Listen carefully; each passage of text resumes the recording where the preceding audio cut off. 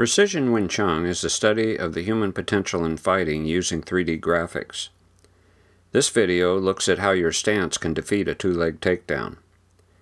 In the background, you're looking at a surprisingly weak moment in the Wing Chun system. But equally surprising is the preparation for this movement is provided for if you practice the Chum Kiel set the way I've been doing it for the last 40 years. First, let's understand how a two-leg takedown actually works to mow down a classic Wing Chun stance. Most Western fighters grew up with boxing, wrestling, and football, so it's not surprising that some of the basic takedowns of MMA have their roots in these sports.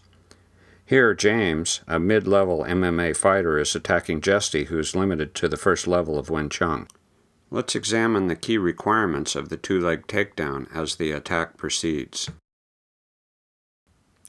In the first freeze frame, we see James coming at Jesse hard and fast with a threat to Jesse's high line. The first requirement for James is to get his body under Jesse's arms and aim his shoulder at Jesse's solar plexus. James accentuates this by faking a punch to Jesse's high line, trying to get his lead arm to raise and/or extend. This lead sets a trap for the two-leg takedown against a Wing Chun fighter who tends to strike an open center without hesitation. In this frame from the previous video, James ducks under and to the right of Jesse's extended left arm. So Jesse misses the bare-knuckle stop hit, and the timing is such that there's no chance for a second strike. The next requirement for James, now that he's past those dangerous hands, is to step between Jesse's legs and plant his shoulder in Jesse's solar plexus. Notice that Jesse, a beginning Wing Chun fighter without sophisticated footwork, is in the process of losing his gravity line. In the Precision Wing Chun method of study, we attempt to always keep our gravity line vertical. Here you can see why. Jesse's on his heels and cannot generate much power from this position. If you think that Jesse's elbow to James's back is going to stop all that forward momentum, you do not understand the human bone frame and how it generates power. This frame shows James uprooting Jesse from his stance. The requirement for James here is to step up with his right foot so that he can use both of his thigh muscles to lift Jesse off the ground. In the process, he grabs both of Jesse's legs, pulling him toward him and continuing his drive forward with his shoulder. Jesse is lost at this point for 3 reasons. 1, he lost his gravity line and hence he has little power to damage an aggressor. 2, Jesse's back is not only slamming into the ground, James's weight is smashing into his chest.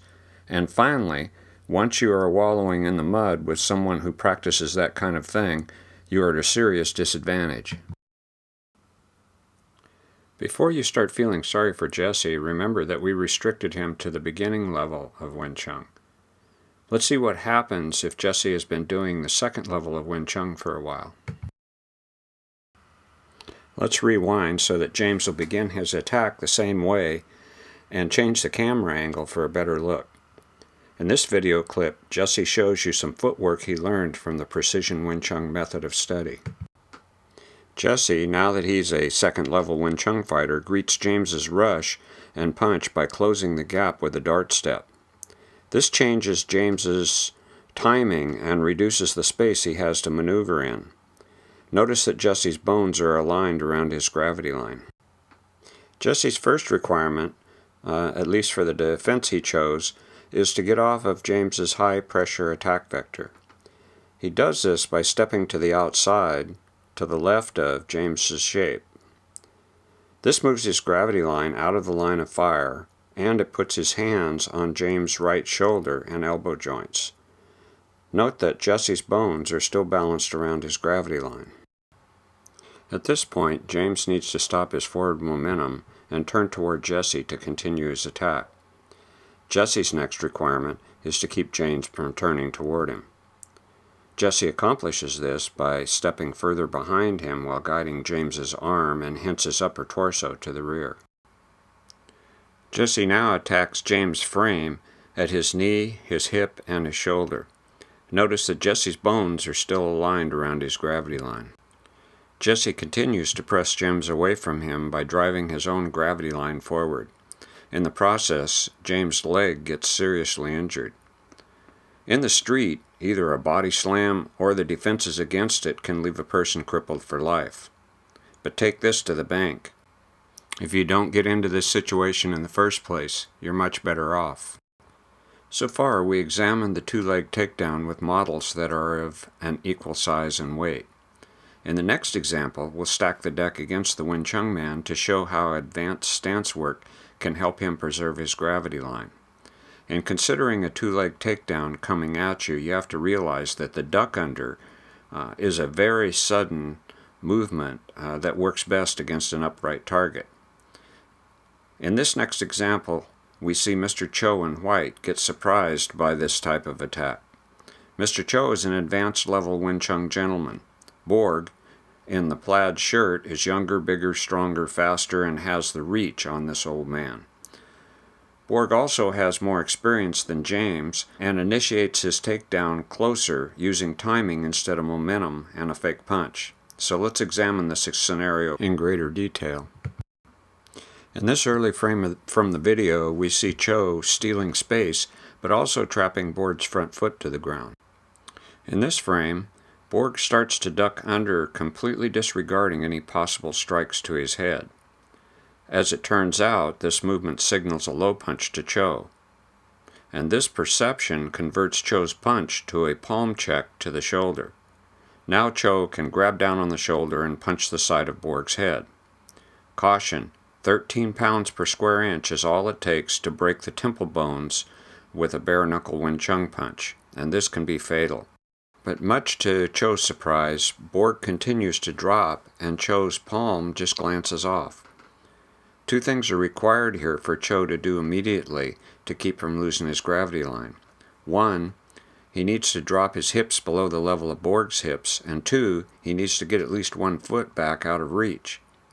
It just so happens that there's a movement in the pole set, the knife set, and the chum keel training set that accomplish both requirements of 1 foot back and dropping the hips below the opponent's hips.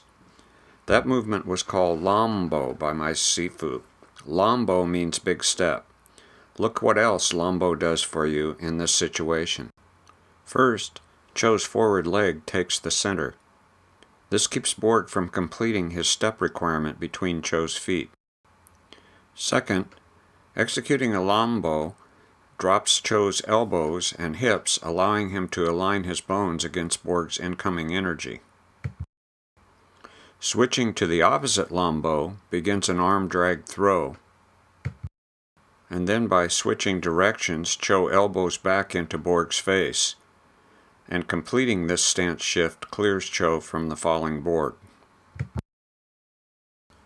This concludes our precision Wing Chun analysis of Wing Chun versus a classic two-leg takedown. In our next video, we'll show you more about the little-known arsenal of Wing Chun defenses against takedowns. Subscribe to our YouTube channel, Wing Chun Source, so you will get all of our informative videos when they come out. You might also find our Precision Wing Chun books useful. For more information, go to wingchunsource.com.